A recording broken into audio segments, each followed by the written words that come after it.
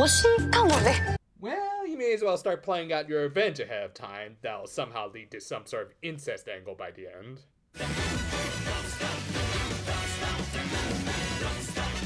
We open this one with a certain someone going on vacation like I did. Little do people know, it's not that much of a vacation when you have to take care of the niece 24/7 in a foreign country.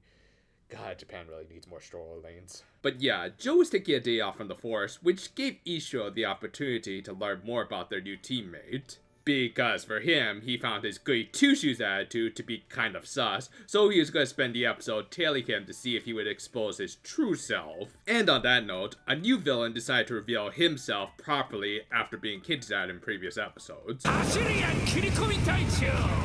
I think we all should have figured that that purple dragon was a villain this whole time. Back with Joe, he was getting thanks from everyone in town, as he had helped them, including some dudes who he had likely hooked up with some steroids. Or at least that's probably what Ishiro wanted to think, as he was just generally a nice guy. Maybe too nice, because I think it's actually kind of a waste to file a lost 500 yen, but hey, y'all's taxes. Meanwhile, Mr. Angry Rex decided to start his villainy in the show by creating the worst monster possible.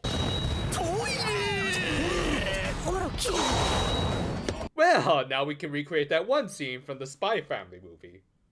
Seriously, there was way too much production value just for that one poop joke.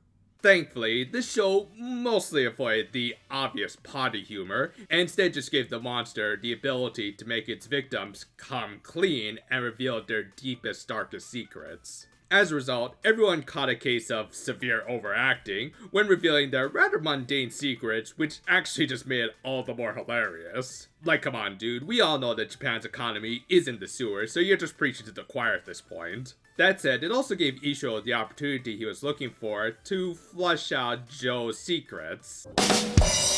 Hey, if the show can make bad puns, so can I. While this was going on, Taiyo was getting acquainted with the new general, and again, with this being a kind of back to the basic Sentai, it essentially played out like...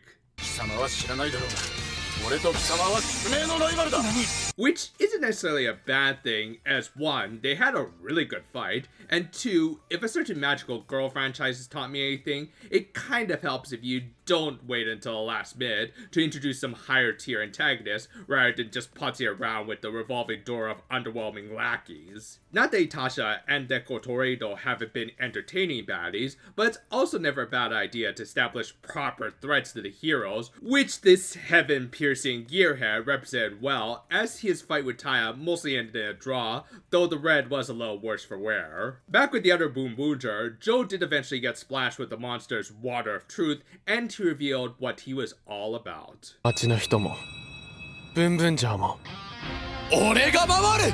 Have I mentioned yet how this character is my favorite Sentai so far of this season? And in the most karmic and entertaining twist of the episode, Ishiro got splashed with the truth water and revealed both his regrets for suspecting Joe, as well as an actually clever usage of old Sentai tropes, with him not exactly being the traditional blue deep down. All the while, Mira became the funniest character in this whole episode by doing the exact opposite of everyone else and just standing there almost perfectly still and just watching as her teammates were having a bit of a moment. Again, I really like how the comedy of this show knows how to balance its subtle and yet over-the-top humor. Anyway, the episode ended with them defeating the potty mouth and returning everyone to normal, which forced Ishiro to become a victim of his own cringe. Episode 7 opened with Boonboomger suffering from a little sickness of the shoujo manga variety.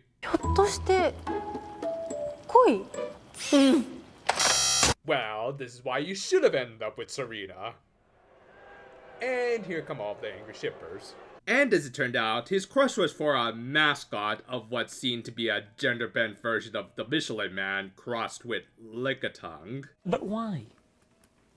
Why would you do that? Why would you do any of that? The worst case of Rule 34ing aside, Miura decided to help their Megazord meet his idol, and even put him in a disguise that I would say was shady as all hell, so he matched well with the typical idol stan. Meanwhile, the Hashiran created a new monster out of a cinder block wall, thus appropriately, it had the ability to block people from doing anything, like seeing their favorite idols, picking up their kids, or even eating lunch, even though for that last one, you could just go around those little walls. Regardless, he proved to be an effective enemy for 2 Sentai, but not so much 4, as a literal stone wall enemy, he can't do much if you bypass his defenses, and he didn't even have that much of an effective attack. No, for that, he had to rely on his superior, who indeed managed to take out all of the Boonboomger at once. Thus, it was time for yet another new hero. Before the battle, Genba had been invited to join the Boonboomger, with Taya giving him another changer similar to Joe's. As Taya had recognized that while he tried to put on a facade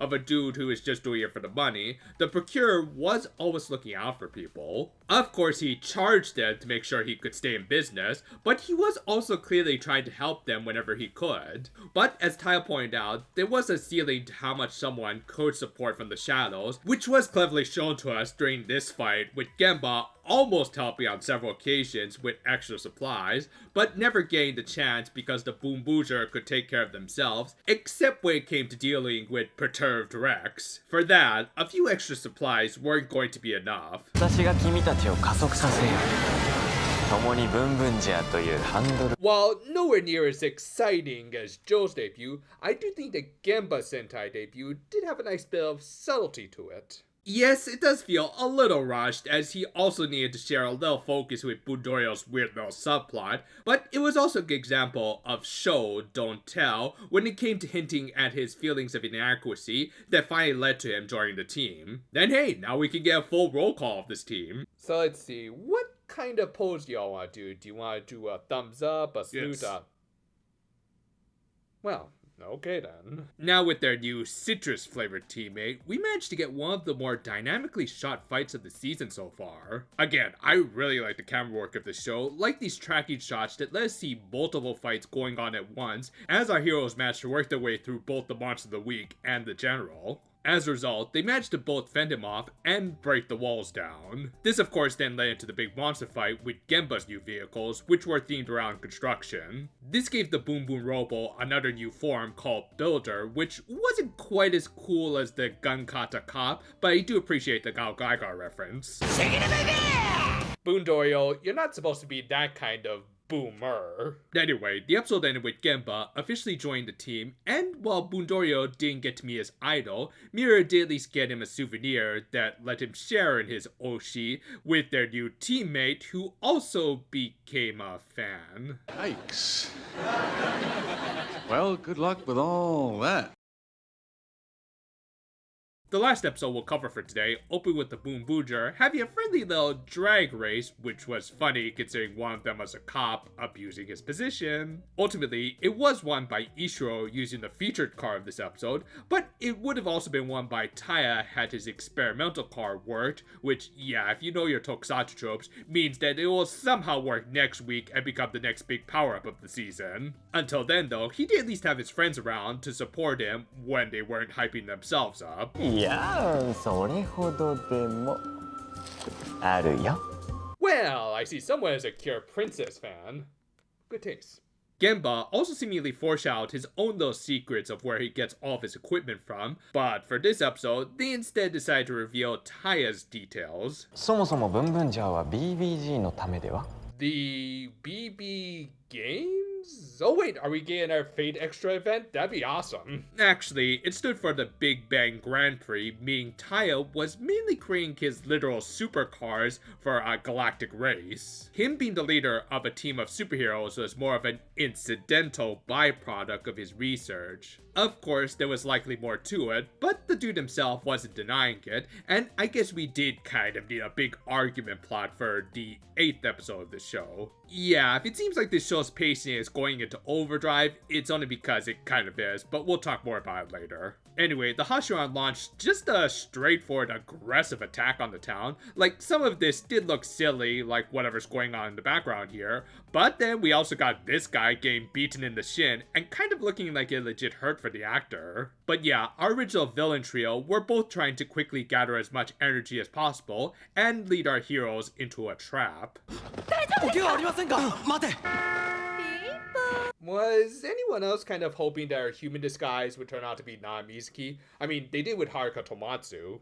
Like, seriously, there was no way she could have hidden that huge head, so why not have Mizuki appear here? Anyway, while they had captured the Boonboomger sans Taya, they had also realized, hilariously enough, that they couldn't get out either. And while Taya could have gotten them all out, he just chose not to. Now, of course, this could be interpreted as him being cold, or, and more likely, he wanted to keep them out of danger, which, yeah, was probably going to be the big twist of this misunderstanding subplot. And to be fair, he did have good reason to want to keep them safe, as unhappy Rex was ready to really throw down. The two had easily one of the best one-on-one fights of the season so far, with some very impressive effects and some cliched but engaging banter of Rexy giving Taya the opportunity to join them. Of course, he refused, saying that he was going to go after their boss, but he also seemed to confirm that he would eventually abandon his team in the process. With that, he beats Salty Rex, but then the general literally squeezed the energy out of Yarokar, much to the horror of the little car's caretakers. As a result, he grew and the Boonboomger were able to get out of their cages,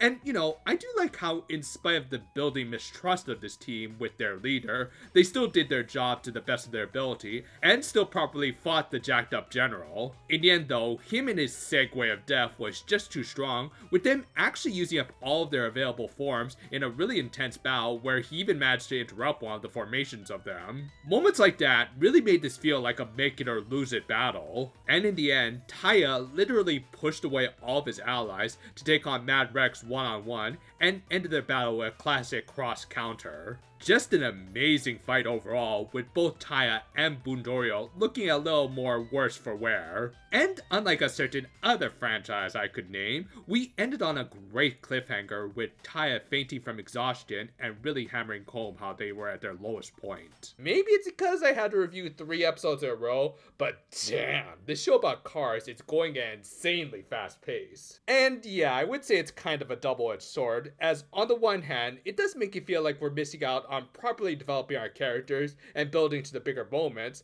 However, the bigger moments still have a lot of impact, and it is ensuring that we'll have time for some more interesting developments later, so maybe it'll be worth it by the end? Time will of course tell, but right now, I am still enjoying the show both for the action and the laughs.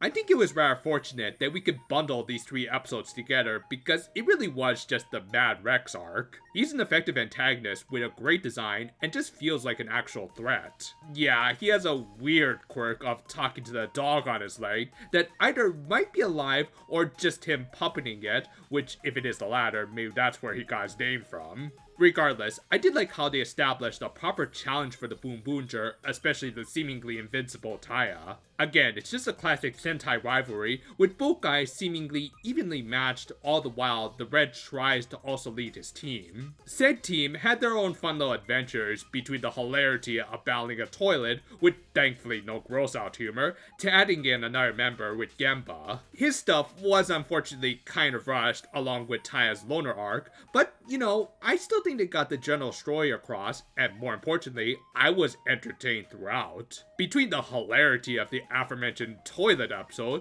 to the consistently great action, especially any of the fights with Mad Rex, and this show has just been a pure fun ride. Thus, when it did slow down with stuff like Taya's arc and his eventual fainting, it felt earned and actually a good hook for the next episode that makes us want to see our heroes rise up again after such a loss on multiple fronts. With their trust shaken and Taya's body beaten, it's just plain good drama, and overall, these were some great episodes to come back to this series with. Hopefully, this show won't run out of stories too fast at the pace it's going, but it also does seem like they have other things planned out, so we can remain hopeful, unlike this cliffhanger. Again, I just love stuff like this. But with that, now we're finally caught up on the reviews after my little trip to Japan, as well as my sleep schedule. But don't worry, things will be back to normal next week, and we'll finally get around to getting back to the Max Heart reviews after many diversions. So to look forward to it. Until then though, farewell for now my friends, and